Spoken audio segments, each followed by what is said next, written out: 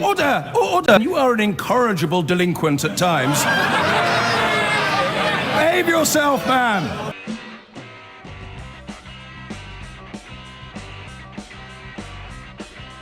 I've been going out with a girl. Her name is Julie. But last night she said to Couple of minutes until we speak to Sadiq Khan on this, the 100th day of his mayoralty. Which means you've got time to throw me any questions that you want me to put to the mayor. Best way to do it is probably text or tweet at Mr. James O'B for the latter, 84850 for the former. Conversation we're having is about the role that lawmakers, politicians should have in deciding what you can and can't wear, with response to a beach wear brouhaha in Corsica. Paul can kick us off, although I reserve the right to cut you off in your prime, Paul, if the mayor appears on the line. What would you like to say? I'd like to say we're already told in this country what we can wear. Go on. And what we can't wear. What can't we wear? You can't wear a NAF uniform. Yeah, you can. Well, you can, but it would offend lots of Muslim people. Wearing a Nazi uniform would offend lots of Muslim people. And blacks and ethnic minorities. Prince Harry's been photographed in a Nazi uniform. So Paul, stop talking for a second, because I think we've got to correct your first mistake. Prince Harry and Ed Balls have been photographed in Nazi uniforms in the last 10 years. Can you remind me which of them was arrested? It hits, as soon as they do it, it hits the papers that it's wrong. Mate, people being offended is not the same as people breaking laws. The fundamental point of this entire conversation is whether or not the law should address what people can and can't wear. And your example doesn't work at all.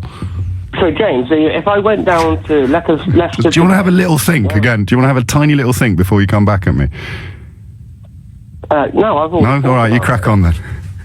Right, if I was to put on a Nazi uniform today... We're staying with the Nazi uniform, are we? Or Ku Klux Klan uniform, or whatever. Yeah. It's the same difference. As I don't mind the veil. Right. The thing I do mind is when they cover their eyes up and they... We're talking about beachwear, Paul, and so far you've covered people covering their eyes up. Ku Klux Klan is Ku, not Clue, by the way.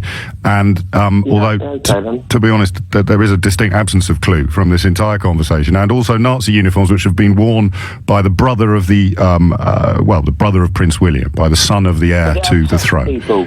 Yeah, so just explain to me again, briefly, how any of this is relevant to a village in France telling people what they can and can't wear on the beach.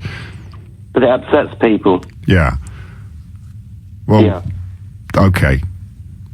So you think that something that upsets people should be... Exactly the same as what I do, James. Pardon, mate? There's a lot of people who think exactly the same as what I do.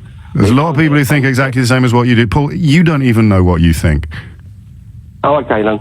Yeah. Is the Nazi uniform illegal in this country? Because you started off by telling me that it was. Well, you wouldn't wear one just for the fact that... Well, then we're back to Ed Balls and Prince Harry again. So the Ku Klux Klan uniform also you can wear to a fancy dress party if you want. You will not get arrested. You will be told by police in this village in France that you can't wear that outfit. Can you see the difference yet or not? I can see I can't see the difference. No? All right. Well, I can't help you any more than that, my friend. 23 minutes after 10. Darren's in Manchester. Darren, what have you got? Oh, hi there. I just wanted to give a bit of information what I learned recently, actually, from some French friends of mine. And they said to me that in French swimming pools, public swimming pools, it's speedos are kind of the way forward as opposed to kind of Bermuda style shorts. And we were having a laugh really and saying, you know, are you joking? And they were quite serious and quite offended culturally. Well, they weren't really offended, you know. It was all. You didn't hear me say, let's hook this red herring before we even start, did you? About 10 minutes ago, I said the reason why you have to wear budgie smugglers in French municipal swimming pools is, for reasons I don't personally understand or agree with, entirely to do with hygiene. Exactly. So it's got nothing to do with the conversation. For about 10 minutes, so I do apologise. That's all right, mate. But it's got nothing to do with the conversation about what you can wear on a beach, because there's no hygiene issue involved in the sea. My apologies. I do apologise, and I'm totally with you. That's quite all right. You were also discouraged, Darren, just in case there's any other confusion out there, and having spoken to Paul, I can't help thinking there's quite a lot. You're discouraged from doing wee-wees in the swimming pool, but you're not necessarily banned by law from doing them in the sea. Thank goodness for that, else I'd be in prison. I think we all would. 24 minutes after 10. I don't know that this is fair. Thank God for callers like Paul. If it wasn't for people like him, then your programme would be a tad dull. How dare you? Richard's in Manchester. Richard, what would you like to say? Yeah, what I'd like to say is that I would like to be able to wear nothing anywhere at any beach in the UK, on any resort, in fact, anywhere in the world. Yes, like the Naked Rambler. We've mentioned him already. Yeah, but I want to ask you, is that all right? But, well, pardon? Yeah, I want to ask you, is that okay? Well, you think I have to decide whether or not you can walk around naked? You'd have to send me some pictures first, but I imagine the law would treat you like it treats the Naked Rambler. Just very briefly, tell me why you thought this was a clever point. Well, you're saying it's a clever point. Well, I presume you thought it was. I don't. I think it's really stupid, but you've rung in with it, so run it by me. I think you try and twist people. Here we go again. I'm twisting you with your brilliant point about nudity. Well, listen to my point. I don't know what it is, mate. You've just told me you want to take all your clothes off. How is that a point? Stop interrupting me. And Go on. Do you want to hear my point? Honestly. Or do you want to just talk over me? No, you asked me a question. Are you going to let me answer it? Okay. I would love to hear your point. You want to hear my point? But yeah, let's go with the point, nudie. Okay. So, you can wear a bikini anywhere in the world. Have you got clothes on at the moment? I just want to... Sorry, I'm sorry to interrupt. You've given me a weird thought. Are you dressed at the moment? Yeah, you see, if you want to be flippant about it, that doesn't really sort of add to an educated conversation. Have you got any pants on? Are you interested in an educated, informed conversation, or are you going to say that everyone can wear the burqa and that's fine and there's no implications or consequences? I just want to know if you're wearing any undercrackers, because you've got this weird desire to be naked all the time. Between your ears. Pardon? Listening to me. Are you wearing any underpants? Are you wearing underpants? What? You've lost the argument. I have. I've lost the argument. You have lost the argument. I've lost it completely. What was the argument again? You've been trumped intellectually. Trumped intellectually, but by you, because you want to take your pants off at every beach in Britain. No, because you can't have a serious conversation. I can't have a serious conversation with someone who rings up a radio station and says, I want to get my genitals out on every beach in Britain. Would you let me? That. I mean, you can put it in those terms. All right, I'll tell you what, mate. Listen, you put your pants on. Put your pants on. I'll be quiet. You make your point. Go. Oh, that's very kind of you. It's called a dialogue. So the reality is, are you condemning the whole nudist world? I can't answer that without speaking. You know that, don't you? Again, a flippant response. Yeah, I kind of do flippant. So am I condemning the whole nudist world? Can you do sensible? No, I'm not. I'm not condemning the whole nudist world. Carry on.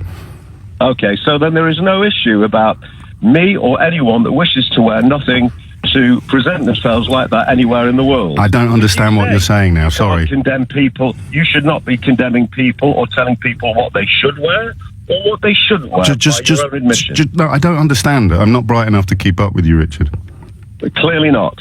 So try again. Just put it a little simpler, if you could. Simple terms. Do you agree that we should not be told what to wear and what not to wear? Very simple question. Do you agree that we should be told what to wear and what not to wear? Yeah, that's just what I said. Okay, I think that for reasons of decency and where small children are involved, nudity should probably be discouraged. And if people can't be discouraged just by normal matters, then as the Naked Rambler example, which we used at 4 minutes after 10 this morning, probably becomes a sad inevitability. You have to actually order people by law to put some pants on. Okay, so when you have someone that mows down 83 people in the south of France and the mayor decides that it's probably not a good idea for people to be wearing a burkini because we can't be 100% certain that everyone is a genuine believer in that independent free thinker. So taking off burkinis minimises terror attacks, does it? I beg your pardon? So taking off burkinis makes terror attacks less likely? By legislating against one particular... Just tell me how. Just tell me how. We're not. I've got a great conversation where you give me a chance to answer and then you cut over me. You've been talking a lot more than I have, Richard, with respect, but that's okay. We'll play it back and we'll see. Oh, crikey, mate. You really need to get out more. But the question remains, what does that mean? I nearly need to get out more. Well, coming on the radio and saying that you're going to play back the conversation afterwards to count how many words you've said just strikes me as probably a pastime for someone who's not got a lot going on in their life at the moment. But that's would just you me. say that it's equally intelligent to say you've had a lot more on this radio station than me? Oh, Richard, Those were your sweetheart, words. You stimulated the sweetheart, just tell conversation. me how banning a burkini reduces the likelihood of a terror attack. And I will not speak until you've finished, I promise. If you're wearing a bikini, not a burkini, less likely to be able to conceal things.